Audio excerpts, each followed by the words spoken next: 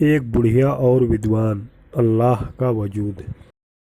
एक विद्वान ने एक बुढ़िया को चरखा चलाते देखा तो कहा, सारी जिंदगी चरखा चलाती रही या अपने ईश्वर को पहचाना?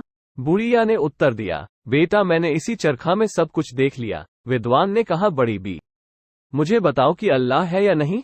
बूढ़ी औरत ने उत्तर दिया कि हाँ, भगवान दिन और रात हर समय मौजूद है। उस आदमी ने कहा, इसकी दलील? बुढ़िया ने कहा, मेरा चरखा। विद्वान ने पूछा, ये कैसा है? उसने कहा कि जब तक मैं ये चरखा चलाती रहती हूँ तब तक ये सुचारू रूप से चलता है और जब मैं इसे छोड़ती हूँ तो ये ठहर जाता है। जब इस छोटे से चरखा को हर समय चलाने की आवश्यकता है तो चंद्रमा, सूर्य, पृथ्वी जो इतने बड़े हैं को चालक की आवश्यकता कैसे नहीं होगी?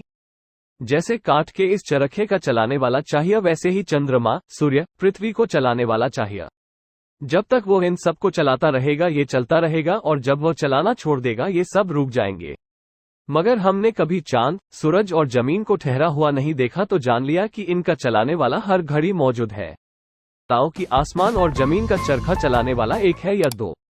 बुढ़िया ने उत्तर दिया कि एक है, और इस दावे का प्रमाण भी मेरा ये चरखा है, क्योंकि जब मैं इस चरखे को अपनी इच्छा से एक दिशा में चलाती हूँ तो यह एक ही दिशा में घूमता है।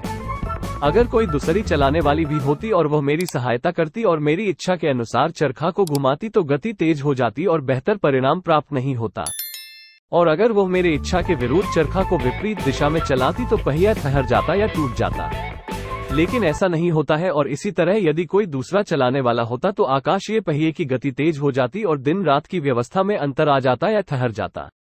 इससे पता चलता है कि पृथ्वी व आकाश का चरखा चलाने वाला एक है। सिरतुस सालेहन पृष्ठ 03। सीख, दुनिया में हर चीज अपने रचयिता के अस्तित्व और उसके एक होने की गवाह है।